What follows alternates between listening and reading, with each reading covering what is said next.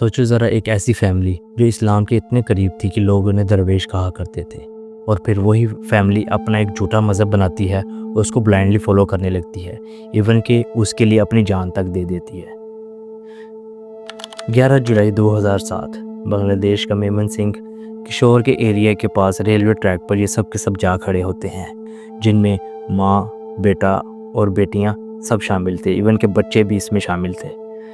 اور یہ تقریباً دوپہر کے 3:30 بجے کا ٹائم تھا جب ایک تیز رفتار ٹرین ان کی طرف تیزی سے بڑھ رہی تھی۔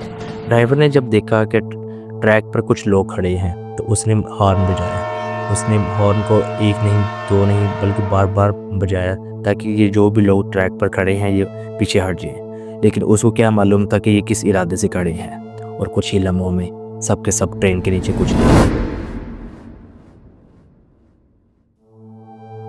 یہ ایک بہت ہی ہاریفائنگ منظر تھا، لوگ اسے دیکھنا کیا سننا بھی نہیں چاہیں گے۔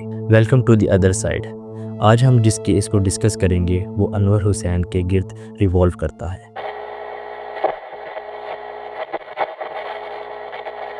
انور حسین پاکستان آرمی کا ایک ان آفیشیل آفیسر تھا جو کہ پاکستان کی 1971 کی لبرل وار سے پہلے ہی ریٹائر ہو چکا تھا۔ انور ایک بہت ہی نیک آدمی تھا، لوگ اسے درویش کہتے تھے۔ انور کے بارے میں کہتے تھے کہ وہ آپ لوگوں کا فیوچر دیکھ کے بتا سکتا ہے، اس لیے لوگ اس سے دور دور سے ملنے آیا کرتے تھے، لوگ اس سے دعا کرواتے اور اپنے مستقبل کا حال جانتے۔ انور کی فیملی بڑی تھی، اس میں اس کی وائف ہینا، 5 بیٹیاں اور 2 بیٹے تھے۔ ریٹائرمنٹ کے بعد انور کے پاس سورس آف انکم تھا نہیں، وہ چھوٹی موٹی خیرات سے ہی اس کا گزر بسر ہو رہا تھا۔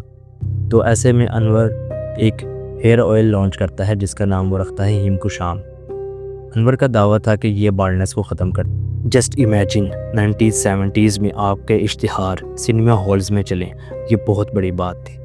انور کی انکمز اچھی ہونا شروع ہوگی، لیکن یہ سب زیادہ دیر نہیں چلنے والا تھا۔ 1985 میں گورنمنٹ نے انور کے ہیئر آئل پر بین لگا دیا۔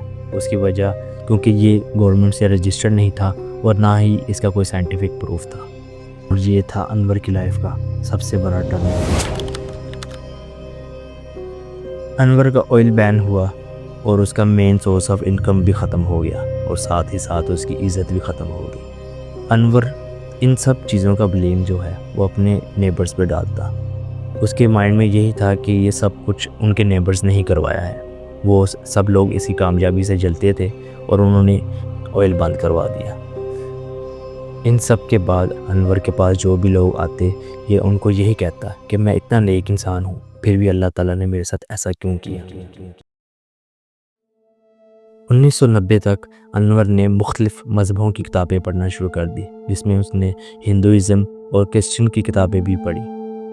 انور کے بیٹوں نے مسجد جانا چھوڑ دیا۔ جب اس کے دوستوں نے پوچھا کہ تم نماز کیوں نہیں پڑھتے، تو جواب ملا کہ تمہارا دین تمہارے لیے اور میرا دین میرے لیے۔ اور پھر انور نے یہ کلیم کیا کہ میں ہی خدا ہوں، میں ہی آدم ہوں، اور میرا گھر وہی جگہ ہے جہاں سے انسانیت شروع ہوئی تھی، اور یہاں سے بنا وہ جھوٹا مذہب آدم۔ اس کی بڑی بیٹی مہر النساء کے علاوہ اس کی پوری فیملی اسے بلائنڈلی فالو کرنے لگی۔ مہر النساء نے ان سب چیزوں کو ریجیکٹ کیا اور گھر چھوڑ دیا، لیکن اس کے دونوں بچے انور نے اپنے پاس رکھ لیے۔ ذرا سوچو، وہ انسان جو قرآن اور اسلام کا اتنا عاشق تھا، اب وہ کہتا ہے کہ میں خدا ہوں، نعوذ باللہ۔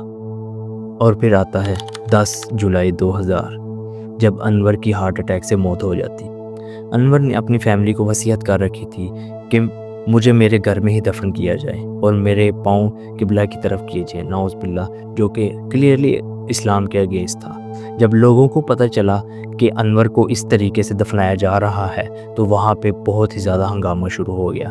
لوگوں نے انور کی فیملی کو دھمکیاں دینا شروع کر دی۔ لوگوں نے کہا کہ ہم تمہیں زندہ جلا دیں گے اگر تم نے ایسی حرکت کی۔ جب پولیس نے دیکھا کہ یہ معاملہ بہت زیادہ بگڑ چکا ہے تو پولیس نے زبردستی انور کی باڈی اپنے قبضے میں لی اور اسے اسلامک طریقے سے قبرستان میں دفن کر دیا۔ اور اسی کے ساتھ انور کا ری برتھ کا پلان فیل ہو چکا تھا، کیونکہ انور کا کہنا تھا کہ اس کے مرنے کے بعد اس کی روح اس کے بیٹے مولا میں آ جائے گی، لیکن یہ سب فیل ہو چکا تھا۔ اور اس سب کے بعد انور کی فیملی کو بہت ہی زیادہ برا بھلا کہنا شروع کر دیا لوگوں نے. لوگ ان کو کافر کہتے، ایون کہ پتھر بھی مارتے.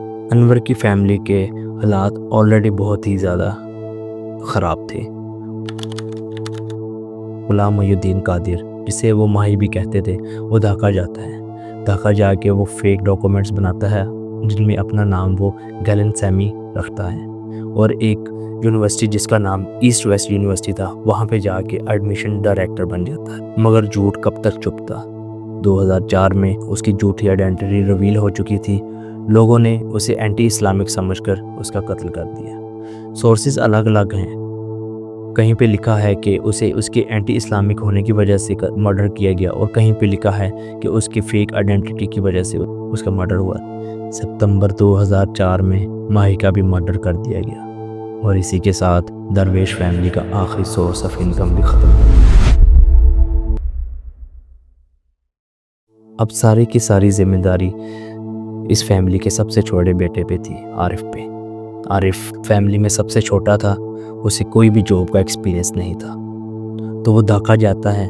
ڈھاکہ جا کے وہ وہاں پہ چھوٹی موٹی ٹیچنگز کر کے اپنی فیملی کو سپورٹ کرتا ہے. لیکن یہ سپورٹ اتنی کم تھی کہ بامشکل سے وہ اپنی 2 وقت کی روٹی کا بھی انتظام کرتے.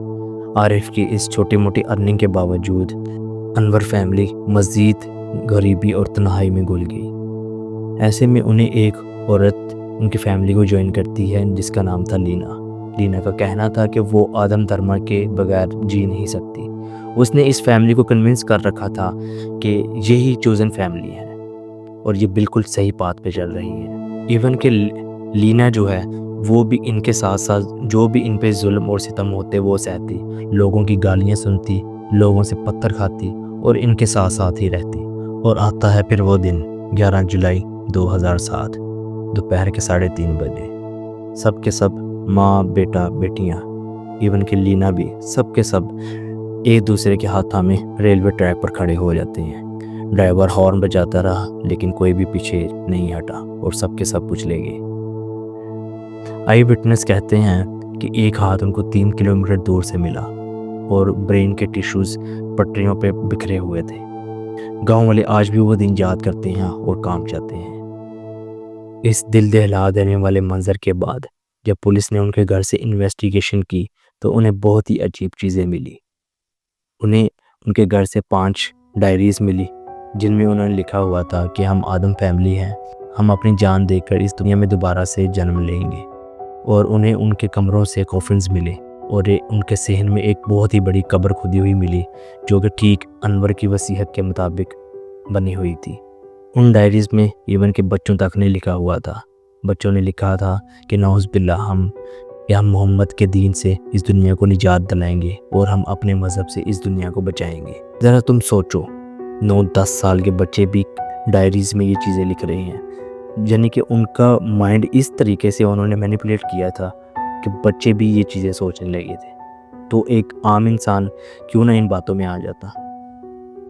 اس پوری فیملی میں صرف اور صرف انور کی سب سے بڑی بیٹی بچی تھی، مہر النساء، جس کا کہنا تھا کہ یہ ایک سوسائڈ نہیں بلکہ مرڈر تھا. لیکن پولیس کی انویسٹیگیشن کے بعد اس سب کے سب واقعے کو سوسائڈ ڈکلیئر کر دیا. آدم فیملی کی کہانی صرف ایک سوسائڈ نہیں تھا، یہ ایک سبق تھا ہمارے لیے.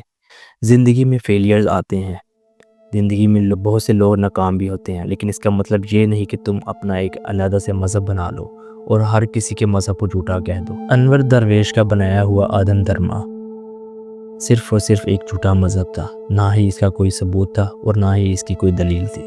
یہ صرف ایک انسان کی بنائی ہوئی سوچ تھی جو غریبی اور غصے میں اندھی ہو چکی تھی. اور عقیدہ جب نفرت اور ایگو پہ بن جائے تو اس کا انجام وہی ہوتا ہے جو آدم فیملی کا ہوا. مشکلات کا حل دین سے دوری نہیں بلکہ دین کی طرف رجوع ہے. اور اگر ہم صحیح راستے سے ہٹ جائیں تو دنیا بھی خراب ہوتی ہے، آپ کی موت بھی خراب ہوتی ہے اور آپ کی آخرت بھی.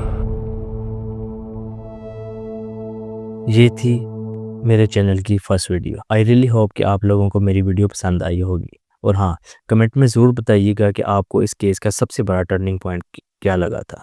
اگر آپ کو میری ویڈیو اچھی لگی تو کمنٹ اور سبسکرائب ضرور کیجیے گا. Till then take care and stay curious. Bye.